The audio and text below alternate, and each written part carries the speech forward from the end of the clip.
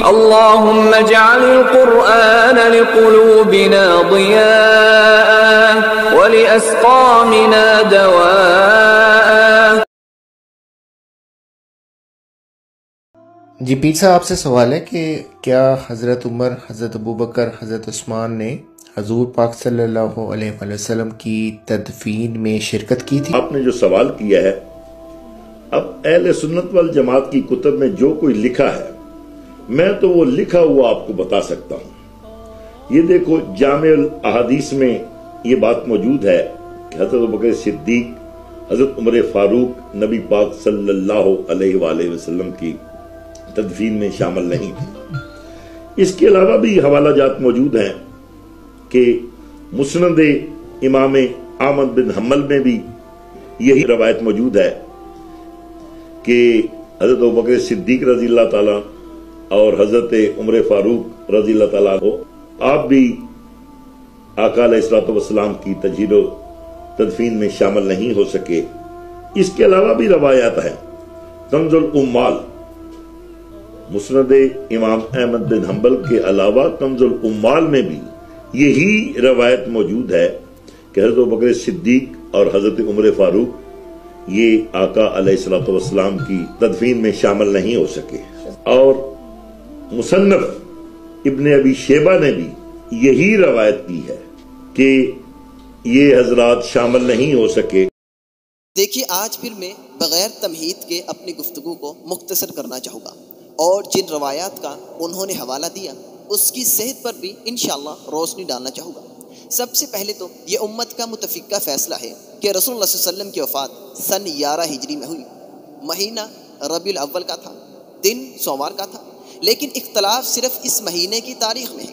کچھ 2 تاریخ کے قائل ہیں جبکہ جمہور 12 تاریخ کے قائل ہیں۔ خیر، اپنی گفتگو کو شروع کرنے سے پہلے ہم اس روایت کے بارے میں جانتے ہیں جس کا مفتی صاحب نے حوالہ دیا۔ یہ روایت صرف مصنف ابن ابی شیبہ کی ہے، اور اسی ایک روایت کو دیگر کتب میں بھی وارد کیا گیا، یعنی روایت صرف ابن شیبہ کی ہے۔ دیگر کتب کا جو مفتی صاحب نے حوالہ دیا ہے وہ بھی ابن شیبہ ہی کی روایت ہے۔ دوسری اور سب سے بڑی بات یہ ہے کہ یہ کسی صحابی کا قول نہیں، بلکہ زبیر بن عوام رضی اللہ تعالیٰ عنہ کے بیٹے عروہ بن زبیر رحمہ اللہ، جو کہ بہت بڑے تابعی تھے، یہ ان کا قول ہے۔ اور عروہ بن زبیر رحمہ اللہ، ان کی پیدائش سن 23 ہجری میں ہوئی، اور رسول اللہ صلی اللہ علیہ وسلم کی وفات سن 11 ہجری میں ہوئی۔ تقریباً رسول اللہ صلی اللہ علیہ وسلم کی وفات اور ان کی پیدائش کے درمیان 12 سال کا عرصہ ہے۔ 12 سال بعد پیدا ہونے والے یہ بات کیسے بیان کر سکتے ہیں؟ اب یا تو کسی اور راوی سے یہ بات روایت کی جائے یا اس پر دوبارہ تحقیق کی جائے، اور رہ گئی بات مسند احمد کی، تو خدا را روایت کا حوالہ تو دیجیے، تو پھر ہم بھی مسند احمد کی روایت پر تحقیق کر کے اگر سند صحیح نکلی تو قبول کر لیں گے۔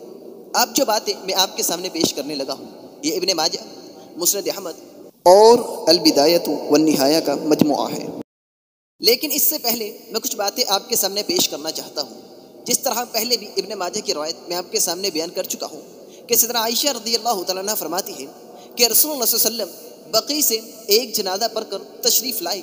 اور مجھے تلاش کیا۔ میرے سر میں درد تھا اور میں کہہ رہی تھی، ہائے میرا سر پھٹے جا رہا ہے۔ رسول اللہ صلی اللہ علیہ وسلم نے فرمایا، اے عائشہ، نہیں بلکہ میرا، اگر تم مجھ سے پہلے فوت ہو جاؤ تو تمہارے سارے کام میں خود کروں گا۔ کون فرما رہے ہیں؟ رسول اللہ صلی اللہ علیہ وسلم۔ کن سے؟ سیدنا عائشہ رضی اللہ تعالیٰ عنہا سے۔ فغسلتکی وکفنتکی وصلیت علیکی ودفنتکی، خود تمہیں غسل دوں، خود تمہیں کفن پہناؤں، اور خود تمہاری نماز جنازہ پڑھ کر خود تمہیں دفن کروں، اور اس میں کوئی حرج کی بات نہیں ہے عائشہ، اس میں کوئی حرج کی بات نہیں۔ اور یہی وجہ ہے کہ ابن ماجہ ہی کی روایت ہے کہ رسول اللہ صلی اللہ علیہ وسلم کی وفات کے بعد سیدنا عائشہ رضی اللہ تعالیٰ عنہ فرمایا کرتی تھی، جو بات مجھے بعد میں معلوم ہوئی اگر پہلے معلوم ہوتی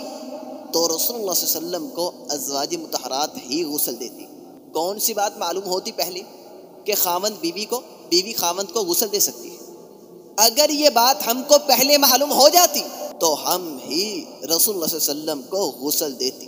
پھر سیدنا علی رضی اللہ تعالیٰ عنہ رسول اللہ صلی اللہ علیہ وسلم کو غسل نہ دیتے۔ جیسے کہ ترمذی کی روایت ہے، رسول اللہ صلی اللہ علیہ وسلم نے فرمایا،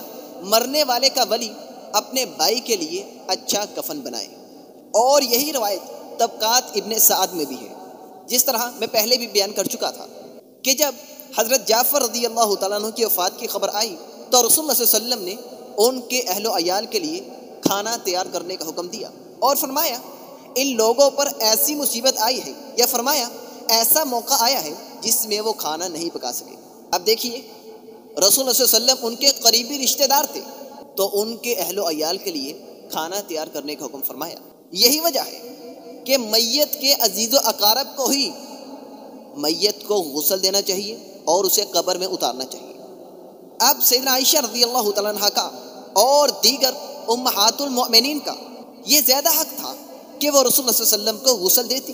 لیکن وہ بات انہیں پہلے معلوم نہ تھی جو بعد میں معلوم ہوئی، اور پھر فرمایا کہ اگر ہمیں یہ بات پہلے معلوم ہو جاتی تو رسول اللہ صلی اللہ علیہ وسلم کو ان کی ازواج ہی غسل دیتی۔ اب ازواج مطہرات کے بعد رسول اللہ صلی اللہ علیہ وسلم کے عزیز و اقارب میں سب سے زیادہ حق شیر خدا علی رضی اللہ تعالیٰ عنہ کا ہی تھا، پھر حضرت عباس رضی اللہ تعالیٰ عنہ کا تھا۔ تو لہذا اہل بیت ہی اس بات کے سب سے زیادہ حقدار ہوتے ہیں کہ وہ میت کے کفن دفن کا اہتمام خود کرے۔ لہذا یہی وجہ تھی کہ اس کام کی ہر صحابی خواہش رکھتا تھا کہ میں اللہ کے نبی کو غسل دوں، میں اللہ کے نبی کو قبر میں اتاروں، اور ایسے کئی واقعات طبقات ابن سعد میں موجود ہیں۔ تو لہذا رسول اللہ صلی اللہ علیہ وسلم کے کفن دفن کا اہتمام کرنا یہ اہل بیت کا حق تھا، اور یہی وجہ ہے کہ انہوں نے اپنے حق کو بخوبی ادا کیا۔ اب رہ گئی یہ بات کہ کیا ابوبکر صدیق رضی اللہ تعالیٰ عنہ، عمر فاروق رضی اللہ تعالیٰ عنہ، عثمان غنی رضی اللہ تعالیٰ عنہ، ان کا رسول اللہ صلی اللہ علیہ وسلم کے ساتھ کوئی رشتہ نہیں تھا؟ رشتہ تھا، لیکن جو معاملہ ثقیفہ بنی ساعدہ میں پیش آیا اور امت کی رہنمائی کے لیے ابوبکر صدیق رضی اللہ تعالیٰ عنہ ہی سب سے اول تھے، لہذا جو کام ان کا تھا وہ انہوں نے بخوبی انجام دیا، اور جو کام شیر خدا علی رضی اللہ تعالیٰ عنہ کا تھا وہ کام انہوں نے خود بخوبی انجام دیا۔ اگر سیدنا علی رضی اللہ تعالیٰ عنہ ابوبکر صدیق رضی اللہ تعالیٰ عنہ کو رسول اللہ صلی اللہ علیہ وسلم کے کفن دفن میں شامل کر لیتے تو اللہ کی قسم سیدنا ابوبکر صدیق رضی اللہ تعالیٰ عنہ کے لیے یہ بڑے اعزاز کی بات ہوتی، مگر جو حق اہل بیت کا تھا وہ حق اہل بیت نے خود ادا کی۔ اور رہ گئی بات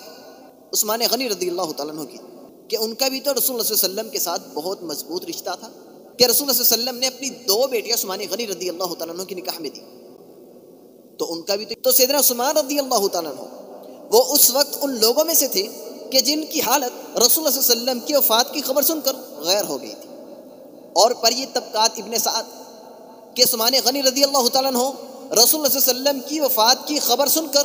اس قدر غم میں مبتلا ہوئے کہ عمر فاروق رضی اللہ تعالیٰ عنہ کے سلام کا جواب بھی نہ دیا، اکیلے تنہا رسول اللہ صلی اللہ علیہ وسلم کی وفات کے غم میں مبتلا ہے۔ اور رہ گئی بات جنازے کی کہ یہ جنازے میں بھی شریک نہیں ہوئے تھے، تو پہلی بات تو یہ کہ رسول اللہ صلی اللہ علیہ وسلم کی جنازہ بغیر امامت کے ادا کی گئی، اور رسول اللہ صلی اللہ علیہ وسلم کی نماز جنازہ کس طرح ادا کی گئی یہ ہم جانتے ہیں۔ سب سے پہلے رسول اللہ صلی اللہ علیہ وسلم کی وفات سے خبردار ہونے والی سیدہ عائشہ رضی اللہ تعالیٰ عنہا تھی، کیونکہ انہی کی گود میں رسول اللہ صلی اللہ علیہ وسلم نے اپنی زندگی کے آخری سانس لیے۔ کیا ابوبکر صدیق رضی اللہ تعالیٰ عنہ اور عمر فاروق رضی اللہ تعالیٰ عنہ اس بات سے بے خبر تھے کہ رسول اللہ صلی اللہ علیہ وسلم وفات پا چکے ہیں اور خلافت پر قبضہ کرنے کے لیے ثقیفہ بنی ساعدہ میں چلے گئے؟ تو جواب ہے جی نہیں، کیونکہ بیٹی کے سر سے جب خاوند کا سایہ اٹھ جاتا ہے تو یہ درد باپ اور بیٹی کے علاوہ اور کون جانتا ہے؟ اس کے لیے تو دن کا روشن سورج رات کا سیاہ تارا بن جاتا ہے۔ اور سب سے بڑی بات تو یہ کہ جو رسول اللہ صلی اللہ علیہ وسلم کو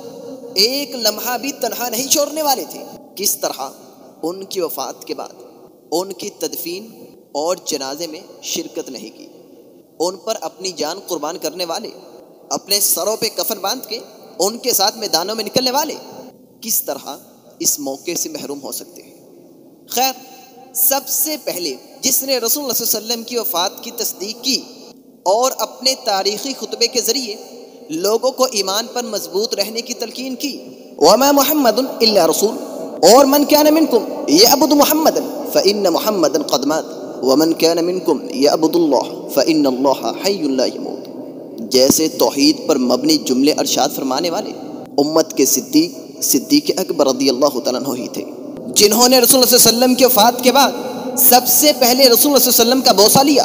اور فرمایا اللہ کی قسم آپ پر دو موتیں جمع نہیں ہو سکتی۔ رسول اللہ صلی اللہ علیہ وسلم کی قبر کی نشاندہی کرنے والے صدیق اکبر رضی اللہ تعالیٰ عنہ، جب رسول اللہ صلی اللہ علیہ وسلم کی تدفین کے بارے میں اختلاف ہوا تو اس اختلاف کا واحد حل صدیق اکبر رضی اللہ تعالیٰ عنہ تھے۔ فرمایا کہ میں نے اللہ کے نبی کو فرماتے ہوئے سنا ہے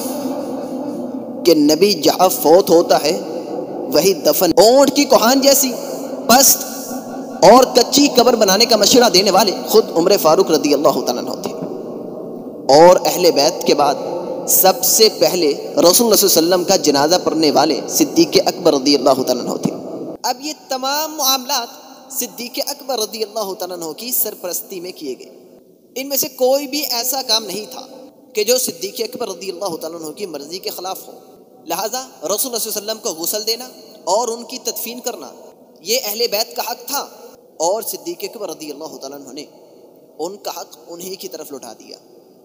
کہ یہ آپ کا حق ہے، آپ ہی اسے ادا کیجیے، کیونکہ صدیق کسی کے حق پر قبضہ نہیں کرتا، کسی کے حق کو نہیں مارتا، اگرچہ ان کے لیے یہ بڑے شرف کی بات ہوتی کہ انہوں نے رسول اللہ صلی اللہ علیہ وسلم کو غسل دیا اور رسول اللہ صلی اللہ علیہ وسلم کو قبر میں اتارا، مگر جن کا حق تھا ان کی طرف لوٹا دیا۔ لہذا صدیق اکبر رضی اللہ تعالیٰ عنہ، عمر فاروق رضی اللہ تعالیٰ عنہ، عثمان غنی رضی اللہ تعالیٰ عنہ، یہ ان لوگوں میں سے تھے جنہوں نے اہل بیت کے بعد سب سے پہلے رسول اللہ صلی اللہ علیہ وسلم کی نماز جنازہ ادا کی۔